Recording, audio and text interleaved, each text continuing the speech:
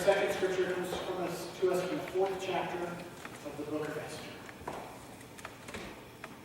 When Mordecai learned all that had been done, he tore his clothes and put on sackcloth and ashes, and went out into the city wailing loudly and bitterly. But he went only as far as the king's gate, because no one clothed in sackcloth was allowed to enter it. In every province to which the edict and the order of the king came, there was great mourning among the Jews, with fasting, weeping, and wailing, and many lay in sackcloth and ashes. When Esther's eunuchs and female attendants came and told about Mordecai, she was in great distress.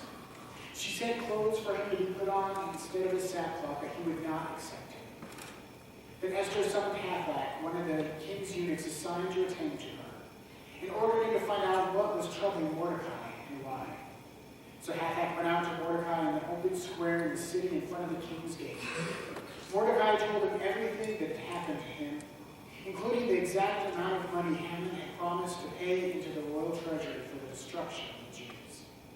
He also gave a copy of the text of the edict for their annihilation, which had been published in Susa, to show to Esther and to explain to her. And he told him to instruct her to go into the king's presence, to beg for mercy and plead with him for her people.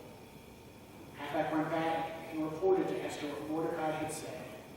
Then she instructed him to say to Mordecai, all the king's officials and the people of the royal provinces know that for any man or woman who approaches the king in the inner court without being summoned, the king has but one law, that they be put to death unless the king extends the gold scepter to them and spares their life.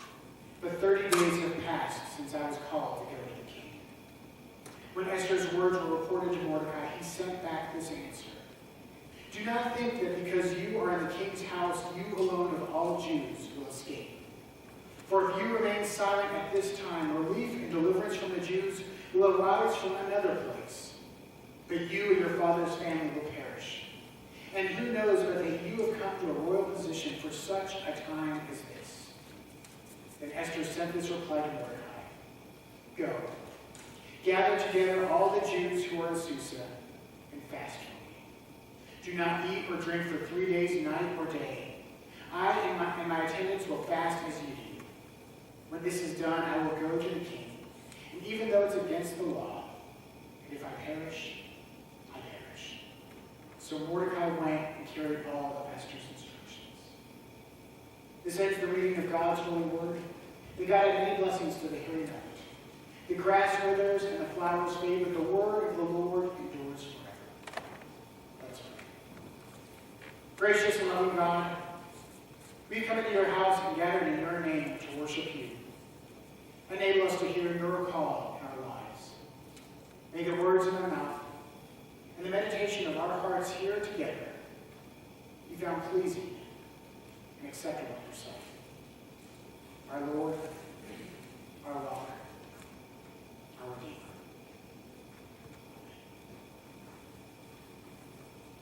Friends, today we continue our Lenten journey as we explore the call of God. And as we turn to the scriptures to see God's call, we see that God's call comes in many different manners, calls us to many different things. 2 weeks ago, we explored the call of Abram and how God calls us to leave our comfort zones sometimes, calls us to step out in faith. Last week, we looked at the calls of Peter.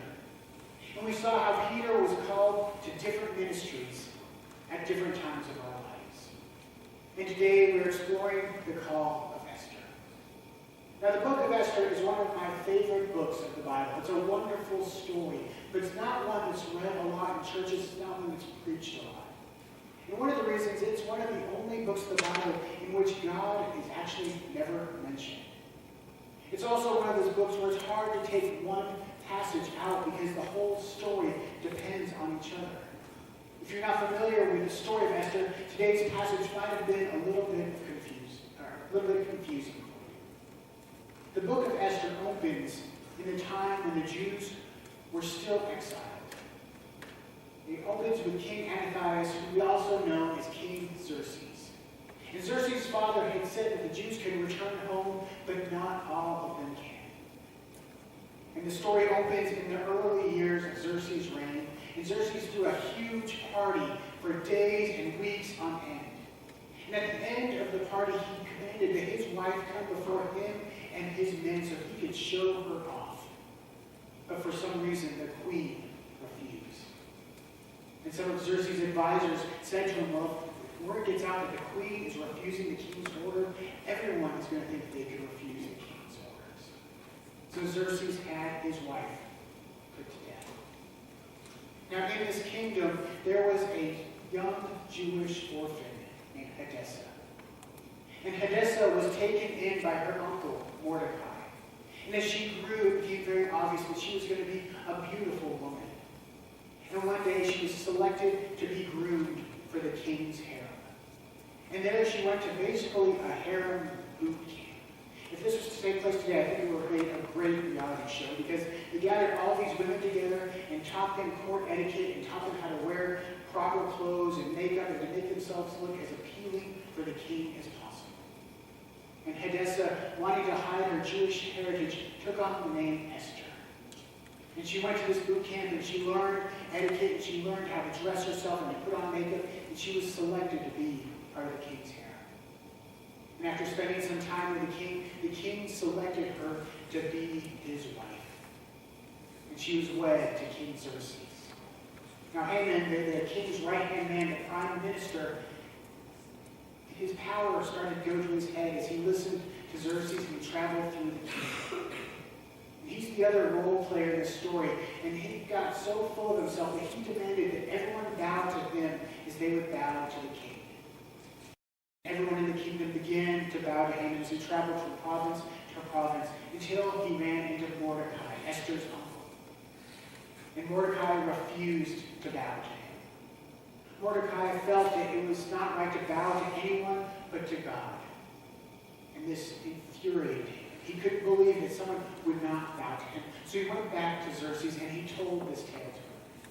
And he said that this man wasn't bowing to me because he wouldn't bow to you. This man is denying your power. He's saying that you are powerless, that he's denying your authority. And then Haman started telling him that he was a Jew and that he was from a foreign land and a stranger and that all Jews would cause trouble.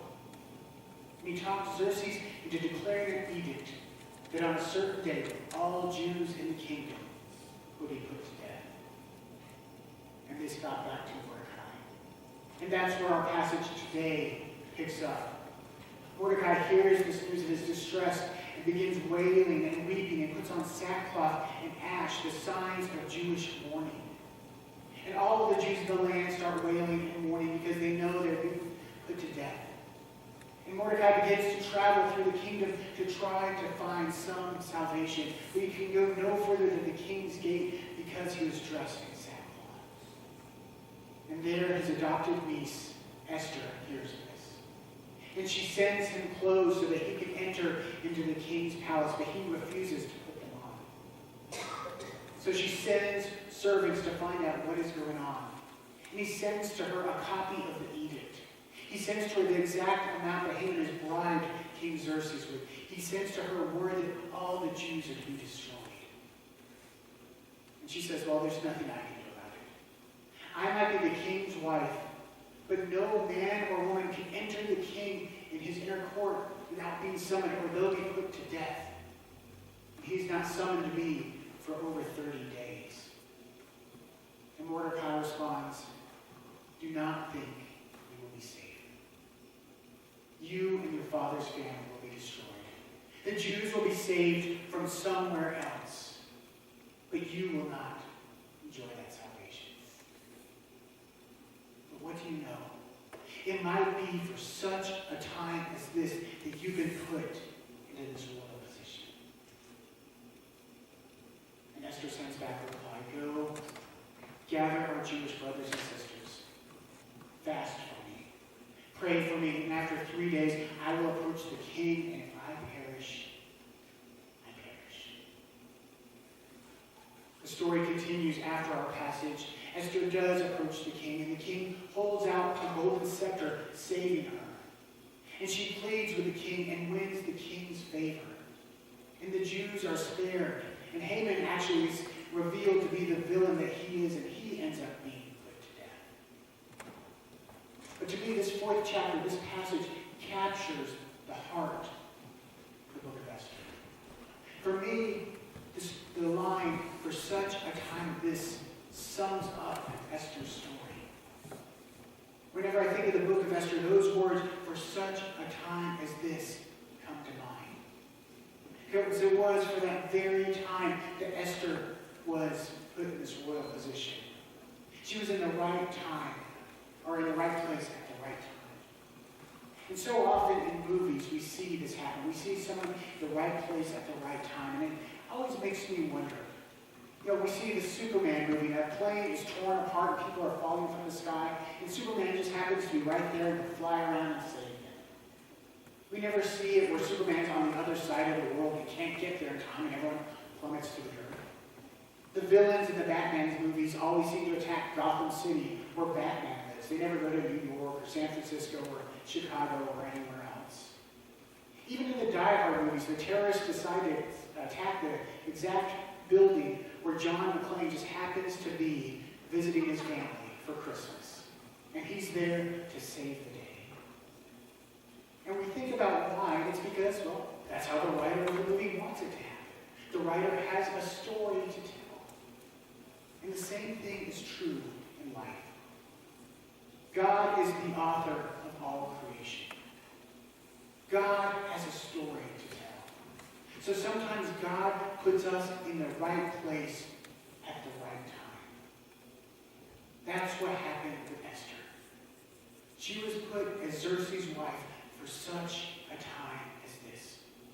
God had a story to tell, and he called Esther to fulfill it. And we see that God's call comes to us not just in broad terms like it did for Abram, for Peter, but sometimes we're called to a specific time for a specific person, purpose for a specific action, just as Esther was. Before I went to seminary at Greystone Presbyterian Church in Knoxville, Tennessee, I was elected to the session. And I only served half my term because I ended up going to seminary and was living too far away to complete my term. And I felt a lot of guilt about not finishing my term because I had been ordained to this term. I'd taken the vows of ordination and said that I would fulfill this term.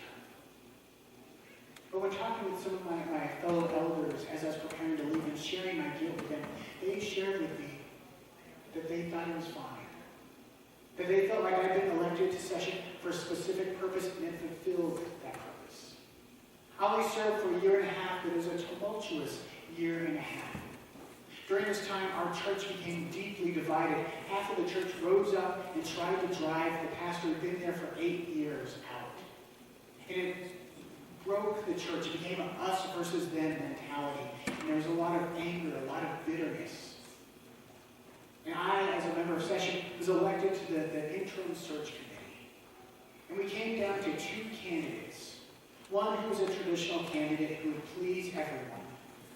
And the other who was a more controversial choice, but who seemed to have the tools and the skills and the personality to bring about healing in the church.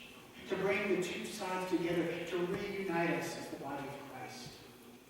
And the session was divided on who to pick, and I was very outspoken for the more controversial candidate. And he's the one that we ended up choosing on by, I think it was 2 votes, although we later went back and made it unanimous so that we appeared unanimous before the church.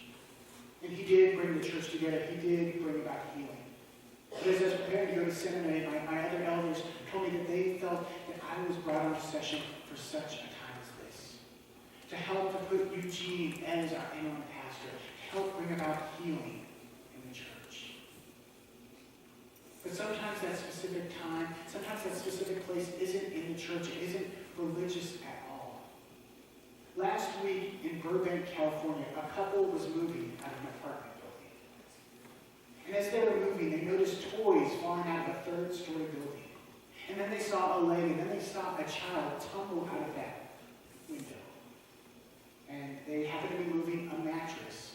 So they set the mattress down, and the child landed on the mattress and was fine. Now, to make this the story even more amazing. The couple told the newspaper that they shouldn't have been there at that time, but earlier in that day, they had been caught in an elevator for 30 minutes while it malfunctioned. And if that hadn't happened, they wouldn't have been there at that time, but they were there to catch that child with that mattress, saving his life. I don't know about you, but it's so difficult for me not to see God's hand out there. It's not so difficult not to see that that couple was there for such a time as this. Sometimes we're put in a place that affects the world in ways we can't imagine. In 1955 in Montgomery, Alabama, a young woman got off work bone weary from working all day. And she got on the bus to get home, and she was told to come to the back of the bus, but she was too tired and she refused. She had no idea that her actions that day would cause an uprising, that Rosa Parks would become a name that we all know, that she would become a symbol of the civil rights movement. She had no idea what she would cause, what effects she would have on our society, on our nation, that she would help to work to bring out equality for all people. She thought she was just too tired to go to the back of the bus. But she was there at that moment for such a time as this. God calls to us in specific times, in specific places, for specific actions. Often when we think about God's call, we think about pastors. We think about prophets. We think about priests. We think about major religious figures. We think about disciples. We think about Abraham, the father of our faith. But Esther, Mordecai, they were just normal people. Esther was a woman who was getting by on her good looks. Mordecai was someone who was taking advantage of family relations. But God called to them where they were. And God calls to each of us where we are. We're not doctoring professional ministers to be ministers, because God calls to all of God's people. We're all called to follow Christ, to hear God's call, whether it's in a broad general term or in a specific place at a specific time for a specific purpose. As we go through our day-to-day life, we need to listen for God's call. We need to ask why we are here. If we're here for such a time as this, if God has something that God is calling us to do. Richard Halverson was the Senate chaplain many years ago. And he wrote a benediction that speaks to this so truly and so clearly. It's one I want to share with you now. He wrote, "You go nowhere by accident. Wherever you go, God is sending you there. Wherever you are, God has put you there. He has a purpose in your being there. Christ who indwells in you has something he wants to do through you, wherever you are." Friends, God is the author of all creation, the author of our lives. God has a story to tell, and we play roles in that story. And sometimes we're called to specific actions in specific times in specific places. And it could be something small like bringing about healing in your church. It could be something secular such as saving the life of a child, or it could be something huge like changing the way that humans are treated within society. But as we go through our life, we need to listen for God's call and ask if we've been put here for such a time as this. Let's pray. Almighty God, you called each and every one of us. You call us to broad ministries. You call us to step out in faith. But you also call us to specific times, specific actions, specific places, specific roles to play. Help us to play those roles. Help us to hear